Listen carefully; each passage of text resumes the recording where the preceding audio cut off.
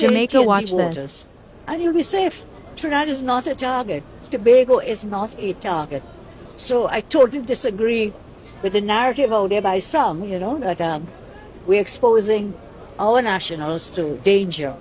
As Farley said it earlier, there's war and there are rumors and rumors of war. There is no war. TNT is not a target. The targets are narco traffickers, human traffickers. Those are our targets. And you have seen some interviews I gave, some responses I gave to the media is carrying some of it, showing that there has been the drug decrease in Trinidad, the prices for the narcos, prices increasing because why? Because we're hitting them out where it is. Prime Minister also refuted claims that the Trinidad and Tobago government has plans of separating itself from CARICOM. Country and the head of my government of leaving CARICOM. So there's always some mischief there.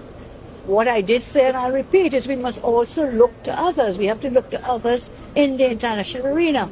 So, for example, we are looking to the UAE, we are looking to Qatar, looking to Bahrain, we are looking to Europe. We cannot keep closed doors and expect things to change. So CARICOM will remain as a bloc, we will remain as part of the bloc, but we have to open our wings, we have to fly.